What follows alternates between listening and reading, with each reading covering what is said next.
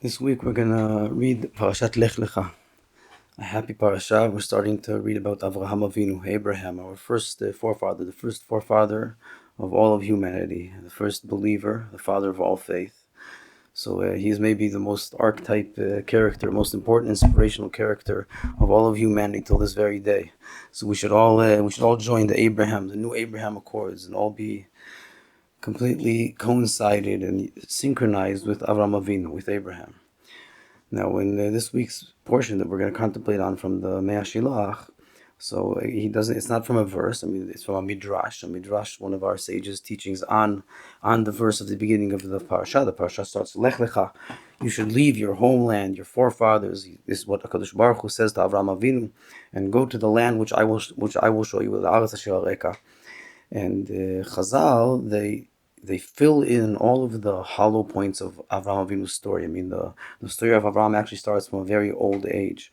Even in the simple reading of the Torah, he's already married, he has a family, and in our sages' teaching, so he's already in his 70s, in his late 70s.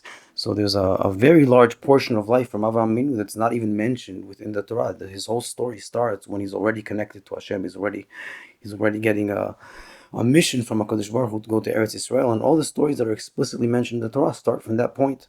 But all of his youth and childhood and youth and even much more than that isn't explicitly mentioned in the Torah.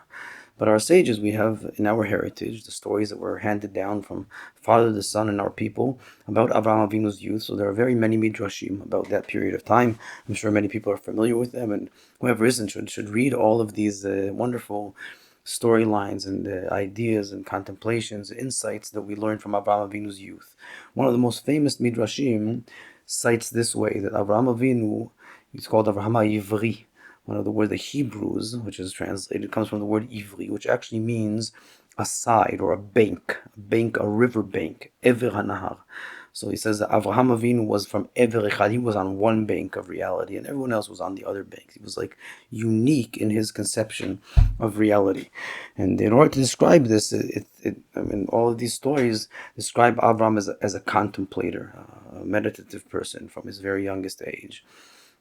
So much so that he reached a certain point of seclusion, where he secluded himself from the societal norms of how people conceptualized their theologies of reality. And he was unique in this because he was a deep thinker.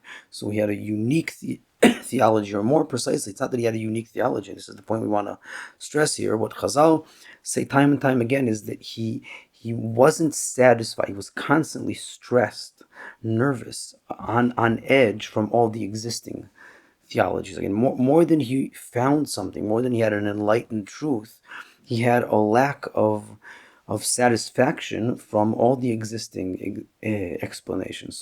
So the drive, like the core, the seminal drive of the first believer of all of humanity, the father of all of faith, Avraham Avinu, is more than an enlightenment. And stereotypically, like today, if you want to get a stereotypical image of how a person nears himself to godlyhood, he does tshuva, he gets near to Hashem.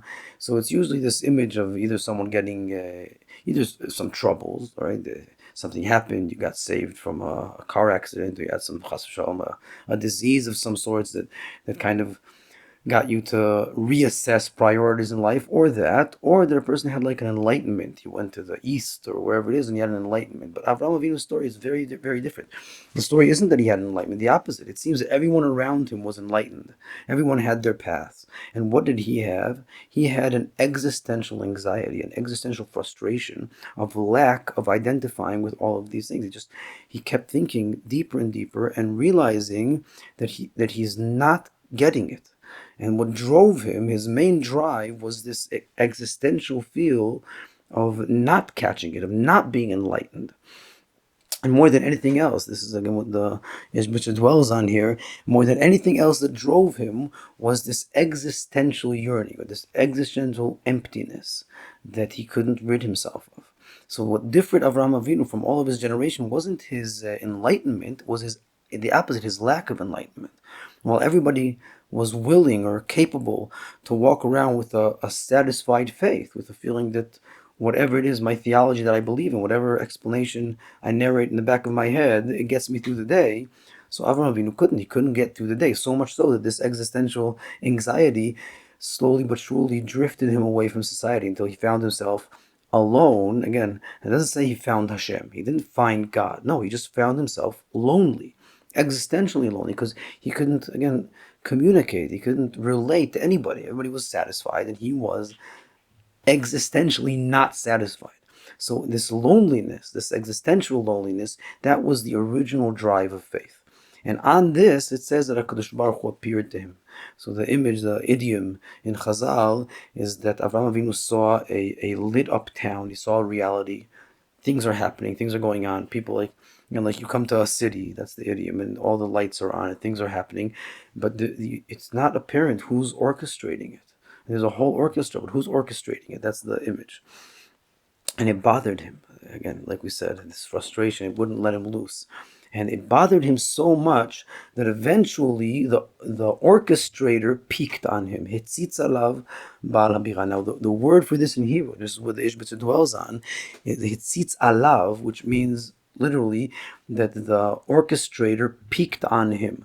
But in Hebrew, it could also be read that he peaked not like from outside of him, but on him, meaning from within him. And this is how the Ishbitzer reads it, that you can seek out all sorts of enlightenments that are external to you. But the true enlightenments, they don't come from something outside of yourself, like from a circumstantial, like we said before, a car accident or a disease or winning the lottery. Like the stereotypical image of an enlightenment where something outside of oneself lights up on him. So that's not what happened to Abraham. The true enlightenment is the core of lack of satisfaction, this existential frustration and feeling of emptiness. That was what peaked on him. That's what caused his initial realization. So his enlightenment was like the realization of lack of enlightenment.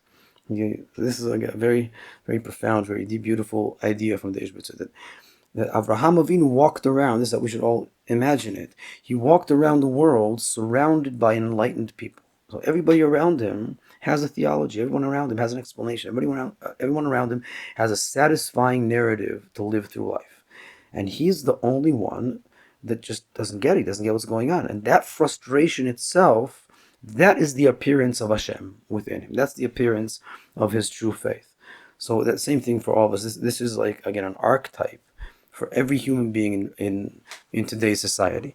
Where do I find Hashem? Where's my seminal grasping of my true faith? So it's not in some sort of, again, external ex machina, wonderful enlightened experience. The true enlightenment is where I find a core of frustration, a core of emptiness, where I look around myself and I see like the routine of life, the cycle of life going on in a certain satisfied indifference, and I just can't flow with it. I can't. There's something within me that just doesn't buy it. There's something, it's not full to me. Now, this sort of frustration, this sort of emptiness, not only does it not appear through conflict or through trauma or through, again, a stereotypical enlightenment, it's the opposite. Very often it appears specifically through satisfaction, where a person he's satisfied all his needs. He's sustained, he has a good job, he has a good career, a family, everything's going well, and that's what makes him available. There's nothing occupying him now, nothing that he thinks that when I achieve that achievement, I'll be fine. He's achieved enough achievements, or he's reached a point in life where he should be satisfied. And he looks around and he sees people that are all seemingly satisfied. And that sustained needs, all those sustained needs, that apparent satisfaction surfaces within him an existential anxiety. That now he feels he's more sensitive to this sense that there's something missing.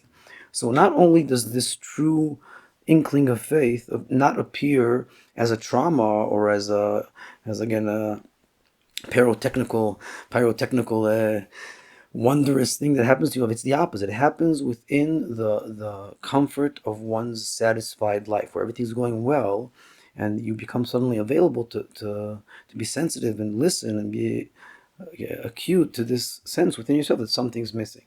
And this is what happens to Avraham Avinu, and also his path that he takes to spread this calling, to spread his enlightenment, his true enlightenment to all of humanity. He goes in the same path, and we also need to go in that path.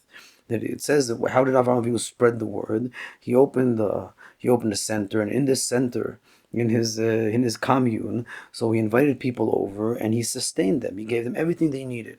He solved their problems with their marital issues, and he gave them food. He fed them, and he gave them thirst in the desert. He gave them water. He gave them everything they needed. And within this the sustained state, again, he didn't look to latch on to a person's emptiness or problems. The opposite. First, he solved all your issues, and when everything was satisfied, then that enabled to surface the core of yearning within our existence to our Creator.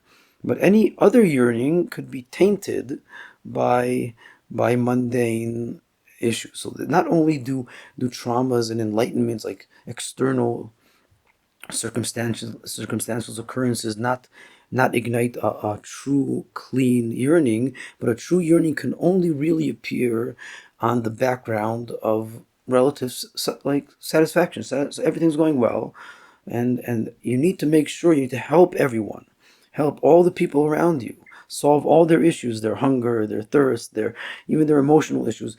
Sustain them, give them all the good you can, and at that point, a person will become available to hear and be sensitive to the core of his true yearning to Hashem. So a true yearning appears only on the background of satisfaction. This also explains why today's generation, our day and age, is the time of this calling, of this messianic calling. That all of humanity has become prone to listen.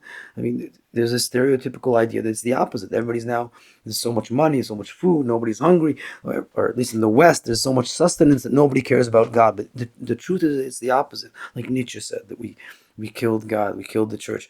But the truth is that as time goes on, we see that it's the opposite. Yet the more sustenance, the more mundane sustenance there are, the more humanity is managing to solve the inherent survival, and we're no longer in a fight over bread and butter just to get by the day. Then the more availability, mental availability, there is in humanity to sense a certain yearning for our true source, for the godliness that's existing us, and we find ourselves caring, and this is a true yearning to Hashem.